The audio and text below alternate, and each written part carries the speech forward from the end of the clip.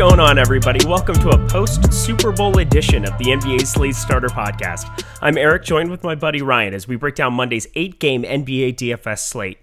Wowzer. I expected a blowout. I did not expect the team to be doing the blowout that did the blowout. How was your night, Rayen Patnaik? Yeah, I did not expect the Kansas City Chiefs to go the whole game without a touchdown. So that was a shocking outcome. Credit to Tom Brady, the true GOAT, 7 rings, and the coaching staff drew up a perfect game plan to overcome the Kansas City Chiefs' banged up offensive line. Pure dominant effort on the defensive end. So, as a true Michigan fan, we've seen many times you sporting your Michigan Wolverine apparel. Is this like the greatest moment of your life? I do enjoy Tom Brady and his greatness. It's been quite the run. I mean, I was like 5 years old or 6 years old when he won the first one, and it just doesn't stop. 7 rings. That is more than any other NFL franchise, and he's done it all on his own. Man, way to stick it to all the haters who thought he was washed up. And good for Tom Brady. Noodle arm. Yeah, there's that. It didn't look very noodle arm-ish, but anywho, you guys don't want to hear about me lament about my bad lineups of NFL, so we're going to move right to the showdown. Before we get started, get down to that bottom bar, hit the like button, hit the subscribe button, and hit the notification bell so you know when this and all the other content at Awesemo is going live. You ready to party, Ryan? That's right. That's right. Sitting at the top end of point guard on DraftKings, Luka Doncic is $11,000 against the absolute nut matchup of the Minnesota Timberwolves. Hard to not like that. He's coming off a 70-burger where it was him and Steph Curry going back and forth in this epic duel the other night, and 70.75 DraftKings points is pretty darn good. So Luka Doncic, a lot of interest there. Steph Curry, if you skip, LeBron James, he's questionable. Shocking. He had double overtime to get there, 63.25. It's LeBron, but 10.5 is a big number right now for what I mean. He's playing great, but I don't expect 46 minutes, nor should you. Steph Curry, 10,300. As I said, just an absolute nuclear bomb. 75 fantasy points against Dallas in the 2-point loss. He looks great. He's doing everything for this team. So obviously interest there if you can get there. Russell Westbrook is questionable, and so I doubt that he's going to end up playing. And Fred VanVleet, 8,500. LaMelo Ball's all the way up to 8,300. That's just a spark note to finish it off. Talk about the top end of point guard. Luka against Minnesota, of course. I think we know the Minnesota matchup by now. Luka 11-4 on FanDuel, 11K on DK. A triple-double definitely could be happening against Minnesota. 11,400 on FanDuel. Yes, it's expensive. You're going to save $1,300 going to Steph Curry. Maybe the savings are needed as we go across the other positions. We'll see how what other positions and prices are mapped out at as we look at things. LaMelo Ball is $7,800 on FanDuel. A tough Houston matchup, but I think he's shown the upside a couple games ago. Got up to 59 fantasy points, put up a career game, 27 shot attempts that game. But it's a tough Houston matchup. I think pivoting to a John Wall against Charlotte, we saw Wall get above 30 minutes, which is really, really nice. I think I would prefer John Wall in a savings opportunity to LaMelo Ball potentially. And I think it's time to go to Kobe White. Now he's $5,600 against Washington. I do think he'll be quite popular, but I do like that price tag quite a bit for Kobe White. And some saving options. I think we could consider a Satoransky potentially against Washington, his former team. And someone who needs to be mentioned for his price on FanDuel is John Morant, $7,200. And on DraftKings, I think you nailed it with Luka and Curry. LeBron 10-5 against OKC. Man, I really find that game to stay close. I know Detroit was not any good, but Detroit's found a way to stay close in many games this year. And the Lakers, like I said, 46 minutes is not going to probably have it against for LeBron against OKC. John Morant, $7,500 against Toronto. He's they haven't really indicated that Morant's on the minutes restriction really, but has only played over 30 minutes. I want to say once since he came back from that ankle injury. So maybe that's why he's not reaching that upside we saw earlier in the season and all of last year. But Morant definitely has a potential to get there for you at $7,500. In spending down, I think we need to consider Raul Neto, who is the mid 3K on Washington, taking on Chicago. No Russell Westbrook. I do think that's going to be quite popular. And that's how things are looking right now. How do you feel about Raul Neto, the min price on DraftKings? Pretty good. I think he's probably going to be the most popular play on the slate. Is that probably fair to say? I think so, yeah, barring anything wonky happening throughout the rest of the day. Yeah, so Russell Westbrook gets ruled out. He doesn't play back-to-backs, so we're looking at an absolute chalk day. And enjoy that. Raul Neto coming off injury. This is going to be a fun day. So joy to the world. That is not enjoyable. Anywho, looking around the rest of the range, we have 2 point guards that are going to be sitting out that aren't exactly the most like fantasy relevant guys, but they make other guys more fantasy relevant.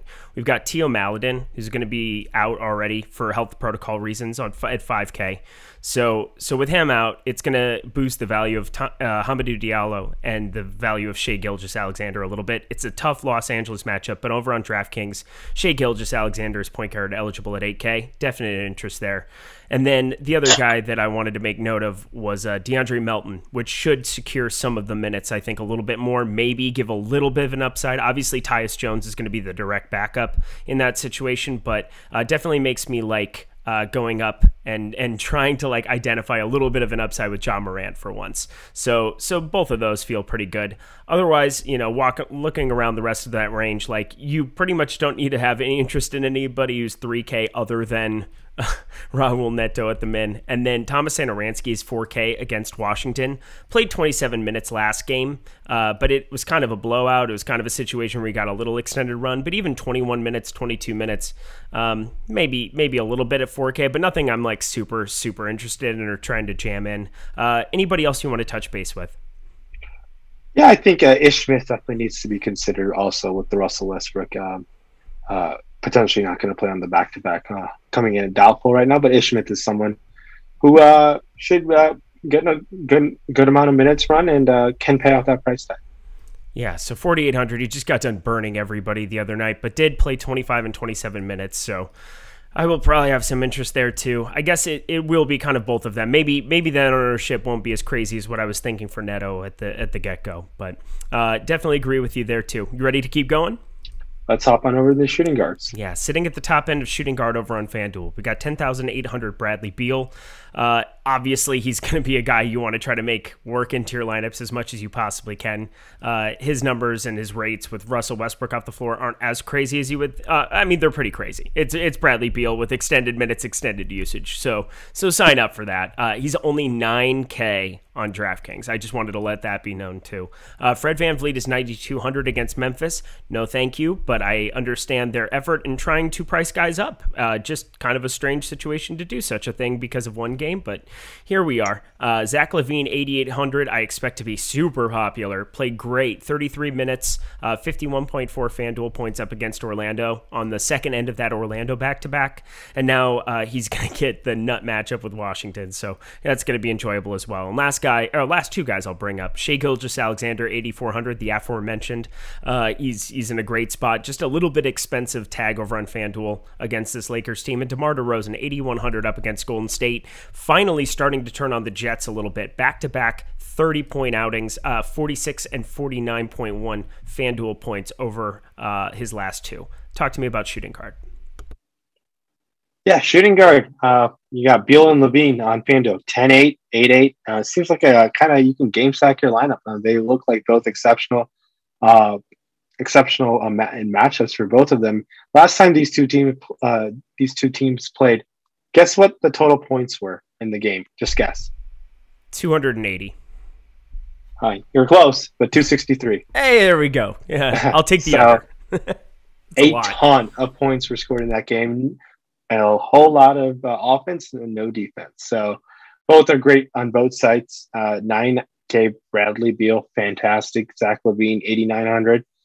Definitely a monster upside there for both of them. This is why, with those having so much interest in those two, it's tough to have much interest in other spots. I think VanVleet is a little too expensive. Middleton, 7,500 is the definition of consistency, but hasn't been really good the last couple games. But we know Middleton kind of just gives you a strong floor on most nights. SGA versus a tough Lakers matchup, not what I'm looking for. Kobe White, 6,400. Yeah, on DraftKings, we should definitely do that. And I think we can consider a Devin Booker who's 7,400 now. I think we saw the upside last time. $7,400 seems like a price point where we could take advantage of him in a very, I think, an okay matchup against Sleep. I'd say it's above average the way things stand.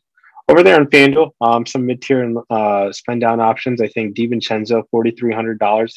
I know he's not one of the top options there, but he plays usually high 20 minutes, and maybe he picks up some purple stats and pays off a $4,300 price tag. Andrew Wiggins, 6,600. I like that quite a bit. And I like DeMar DeRozan as well, $8,100 against Golden State. And I think there's definitely a path for him to be very good in this matchup versus Golden State. And I think he can be pretty good, and he's been very good the last 2 times off. So, and he's playing a ton of minutes, north of 37, 40 minutes the last 2 times out. So something we should definitely be considering. How do you feel about other Dallas players such as Josh Richardson versus Minnesota, another shooting guard option?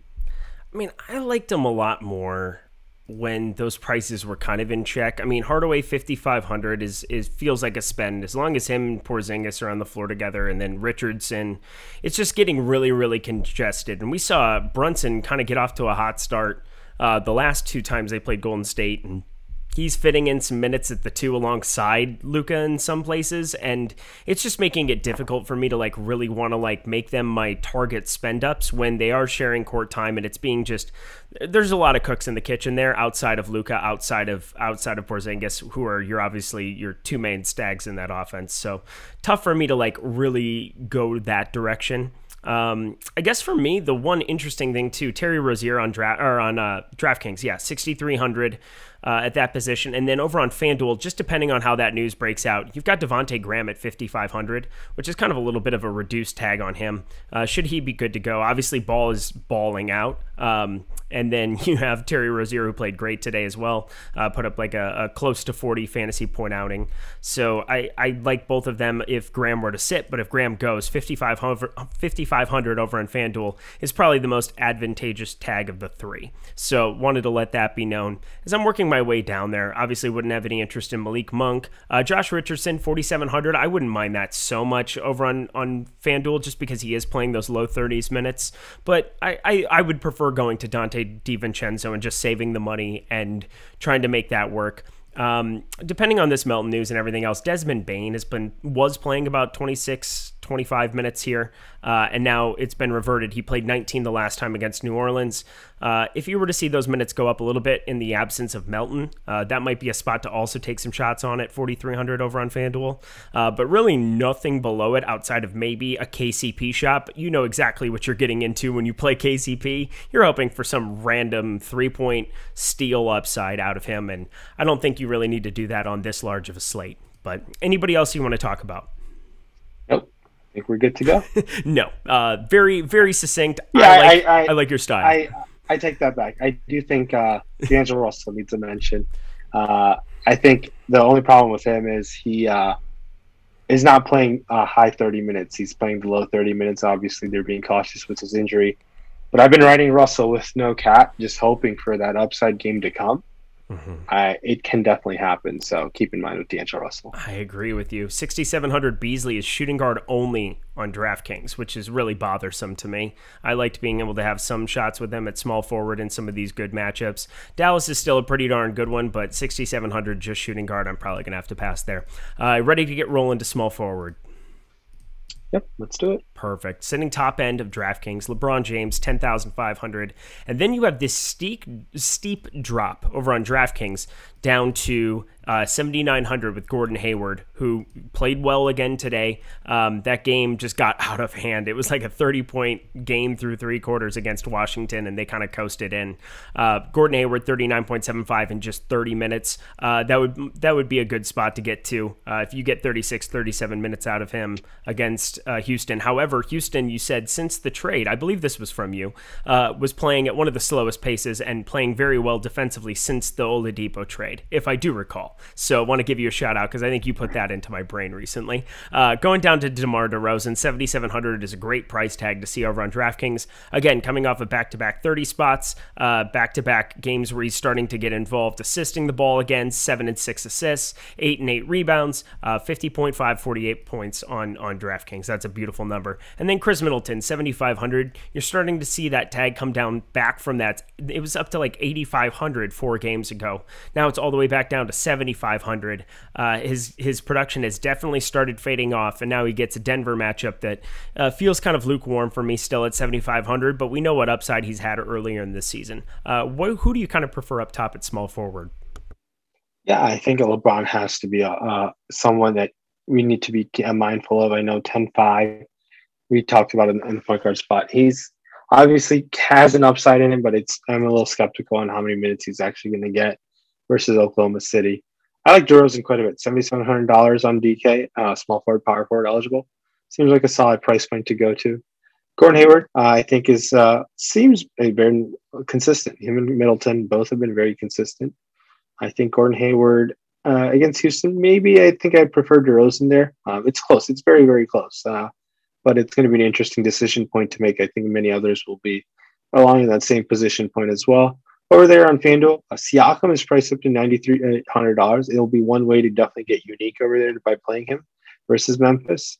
With keep in mind of that, Kelly Oubre is now $6,700. The minutes have been up, which is nice. And it's been on options on FanDuel to consider. I like Rudy Gay, $4,000. I think there's a pathway for him to play mid-20 minutes and pay off that price tag against Golden State. Dorian Finney-Smith, $3,700. I know it's never exciting. He plays a ton of minutes, but in FanDuel, seems like a spot where we should be spending down tomorrow with the much, much better studs on the other positions to keep that are on the slate. And over there on FanDuel, on DK, some spend down options, there's not much. I think Dorian Finney-Smith is $4,300, but it's really tough to go down there. Maybe Danny Avdija is another option at $4,100, but small forward's kind of rough for tomorrow.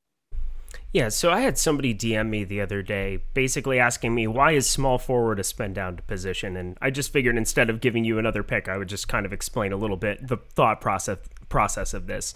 So point guard has about 8, 9, 10 guys who are at the top end who can put up 50, 60 fantasy points on any given day. And one or two of them is for sure going to pop. At like power forward, center, you're also going to have the situation on center. On FanDuel, you're only going to have like one that can really, they might be able to exceed expectations under 5K, but if you have that guy, awesome. But so many of those other studs at the top end of center can also go off. On small forward, it's only LeBron, Pascal, and then it goes to 7,600. So basically, if those two aren't the ones who go off, there's nobody else at the position who's going to go off. So like, yeah, if LeBron goes for 70 or if Pascal goes for 65 or 70 like he did the other day and you're able to have him, awesome. But it is so hard to predict when you're only picking between two guys as opposed to point guard where you're picking like 8, 9, 10 guys who all have more upside. And obviously also there is an advantage to being able to play LeBron if you can fit him. Just sometimes it's very, very difficult when some of these small forward guys can get some extended run or possibly spike an upside at a lower salary, whereas point guard, you lose so much of that positional equity by going down to the bottom end and then having 8 or 9 guys go for 50 plus at the top end. Did I explain that okay, Rinpack? Yeah, no, I think you hit all the key points there. And it's also a slate to slate thing. When there's a ton of small forward studs there, it's sometimes when you see Kawhi, LeBron, KD, all around the slate, that's sometimes where double small forward pay up is a way to get unique, and we've seen that win many times before. It just tomorrow just seems like with all the news we have, some small forward seems like a spend down option the way things currently stand. Beautiful. Well, that was something I felt like I wanted to touch base on because I wanted to reach out. But anyway, let's get moving to power forward. Before we do, awesemo.com/join-NPA. You can get packages starting for just $4.95. So for under $5, you can start checking out some of the offerings that we have behind the paywall here at Awesemo. We have amazing projections. Again, the game plan videos I keep bringing up, they are so incredible. Those things starting at 1 o'clock out here on the West Coast, 4 o'clock on the East Coast. being able to watch Buzzard and Alex Baker and all of these guys basically go over their process is just invaluable. Going through the projections, which are some of the best in the industry, if not the best. You have ownership projections, which are the best, and the boom bust tool, which is like an unbelievable revolutionary thing that I can't believe I have access to every single day because it just helps my process so much. And it is like the sole thing that I use for my single entry tournaments when I'm making decisions. So get over to awesemo.com/joinNBA and stop guessing and start winning. Let's get to power forward at the top end on FanDuel. You've got Giannis Antetokounmpo, 11,200. It is Giannis if you can play him in certain situations. He obviously has 70 point upside in any odd spot. So yeah, fire him up. Against this Denver team, I'm in on it. Anthony Davis, 9,800 against OKC. Obviously, he went for the 44 points the other night. He's questionable. I actually wouldn't be shocked to see him get ruled out earlier in the day tomorrow. I know that I never want to speculate about injury news, especially with LeBron and AD. Make sure you're following at Awesemo NBA to make sure that you can stay up to date on that news. But like Anthony Davis, 9,800 would be somebody I would have a little interest in against this crappy OKC team. But I wouldn't be shocked if they rested him in this spot against a depleted OKC team. Christian Wood is out. Kristaps Porzingis, 8,100 against Minnesota. Same great matchup. And then Draymond Green is all the way up to 7,300, which is amazing because I have been on him the last two games, which is shocking because I told you I had no interest in ever playing him. That was before Kevon Looney got knocked out. He's gone for 39.7 and 54.7 fantasy points. And last game, he did 54.7 with just 2 actual real-life points. Talk to me about the top end of power forward. Giannis, 80 lead the way there on FanDuel. I like Giannis at 11 too. I'm not actually. I think tomorrow might be one of the few days I come in under with Anthony Davis, $9,800 tomorrow. But if he is ruled out, that'll give more interest to LeBron James. Keep in mind of that injury situation. But I think I'll have some Anthony Davis. I hate that. Yeah, you can't quit on him that easily. He has looked bad. I watched that whole Detroit game out here in LA. It was brutal to watch Anthony Davis in those overtimes. Yeah, 44 minutes, and you'd expect Anthony Davis to put up north of 50 at least, but that must have been really disappointing. I like Porzingis, $8,400 versus Minnesota. I think that is a spot for him if he were to get over 30 minutes. I think Porzingis can be definitely could pay off that price tag on DraftKings and on FanDuel, priced at $8,100. I like Porzingis. And I think we need to consider some spend down options in Maxi Kleber versus Minnesota, playing north of 30 minutes and price all the way down at $4,200. Solid price tag for Maxi. On DraftKings, spending down, Rudy Gay, $4,400. I like that quite a bit. Dorian Finney-Smith is another spend down option just because he gets so many minutes, like I mentioned earlier. I like $10,900 for Giannis in this Denver matchup. I think is obviously him or Luka will be a very key talking point, especially when they're both on the slate. But there is it's going to be interesting if you can find a way to jam in both of them. If there's enough value, that's going to open up. They're both in some nice spots, and obviously combined could put up 150 fantasy points. I feel like that'd be a pretty solid starting point to your lineups, but we shall see if there's enough value to do that. Otherwise, there's no one else to me that really sticks out. I think Davis Bertans, I always think has an upside in him. $4,300. Those minutes are not happening, so it's purely a GPP play over there in FanDuel. But if he were to get hot, we know what that upside can be. Agreed. I guess I think the guy who's going to be super popular over on FanDuel tomorrow, as I'm looking at it, $4,500, Patrick Williams. He's only gone up $300 after being at $4,200 for back-to-back games, of which he went 37.9 and 30.5, 33 minutes in both. He's playing much, much better. I didn't really like the pick at the time for Chicago. I think a lot of people didn't. It really didn't make a lot of sense to me, but he's definitely looked the best that he has looked all season, the last two, and I don't think it's remotely close. So $4,500 for him. I can imagine a lot of people having those shots. I like the $4,300 Davis Bertans, trying to invest in a shooting-dependent guy, but again, 16 and 18 minutes. He just can't find range and can't find minutes at the moment. So that's kind of hurtful. Looking down here, though, it gets so bleak. Don't play PJ Tucker at $3,700. You couldn't pay me enough to play PJ Tucker tomorrow. I said that now, and he's going to make 5 corner threes, so that's cool. Anybody else at power forward? I think Chris Boucher should get a mention on Yeah. FanDuel especially. I know we talked about him before he took on the Nets, and he was great that game. And then he came back with the career game, went 29 and 10 double versus Atlanta. Now takes on Memphis. 27 and 33 minutes of Boucher. Hopefully, nurses whatever punishment Boucher was going through for the previous 5 games before this double game explosions he's had. I think Boucher has definitely an ability to be a solid return on that salary.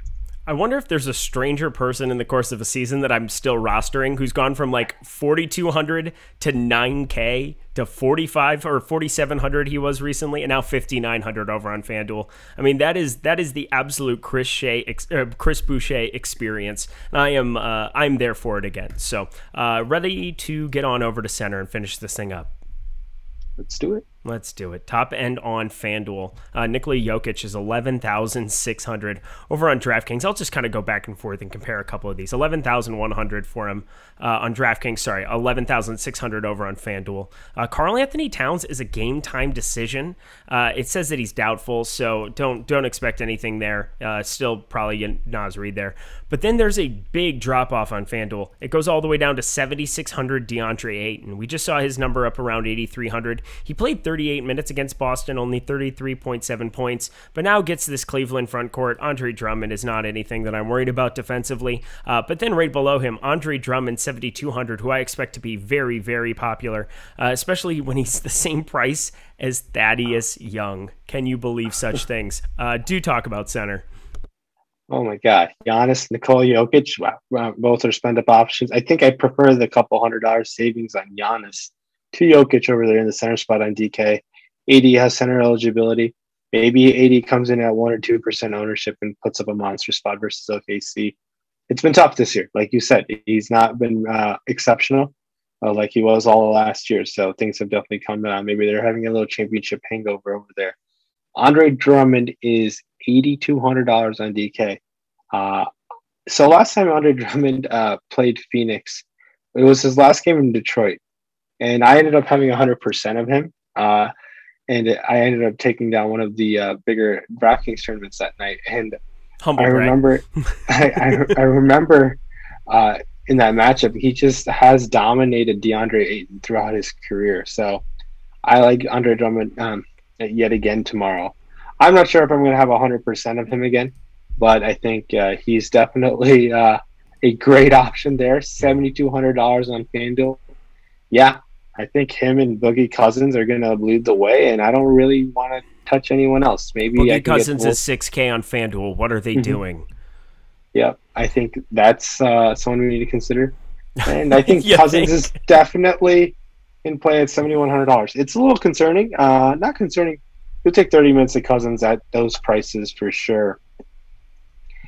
Outside of that, I don't think I really want to get cute anywhere else, man. I think Ayton, Andre Drummond, DeMarcus Cousins, kind of my 3 favorite centers right now. And obviously, Paul Jokic I don't see has to be in play. This has to be the worst below 6K center options that I've ever seen on DraftKings. You have 5,800 Jakob Poeltl, no. Cody Zeller, I expect him to garner some ownership, especially after in 19 minutes today before it blowed out, put up 36.4, nearly 2 fantasy points per minute. That's not the regular Cody Zeller, but I do expect him to get those minutes back to around 25 to 30 tomorrow. So I would have some definite interest there. But man, it gets bleak so quick. Like, it's almost like a waste of time to try to recommend Aaron Baines at 4,300 or Drew Eubanks at 3,700, who I guess did play darn well and played 16 minutes out of the middle of nowhere, put up 25.1, but no thank you. Anybody else you want to touch base with? Yeah, it's tough to go to other guys when there's these centers that are priced so favorably and they're in good spots. So it's one of those situations where I expect the chalk tomorrow in the center position to be very strong chalk and kind of have to ride with it. It's unfortunate, but you have to consider it. But there's such good spots. Giannis, who was center, Drummond, Cousins, and those really are the ones that really stick out to me, man. I think Boucher can get a mention at $5,400 over there, but that's really kind of maybe even too cute when these guys are in such great spots. Yeah, it's hard to imagine going anywhere else. I might have some Nas Reed experience. I might have a little bit of Al Horford at 6,300 over on DraftKings. Hard to validate only playing my one center spot to him at 6,500 when I can get Andre Drummond for 7,200 or Boogie for cheaper at 6K. Like, that's going to be very, very difficult, but obviously would be contrarian. Just not against the Lakers for me. I think that about does it. Do you have any final words or anything else you want to bring up about the slate or center in particular?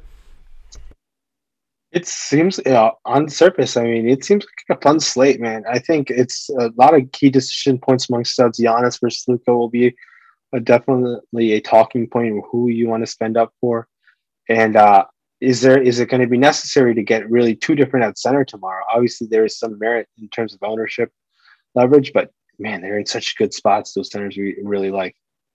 Get different elsewhere. How about that? Signed off by Rinpack and Eric. So that about does it for us today. This was a quick 30 spot. It was good to get 30 minutes in here with you guys. Talk a little bit of the early slate. Talk about the slate early, should I say? Go ahead and play the early slate too. Why not? 4:00 turbo. So for Rinpack, for me, hope you guys had a great Super Bowl day. Surely better betting than I did. And we'll catch you guys later. I'll see you on Tuesday. Bye.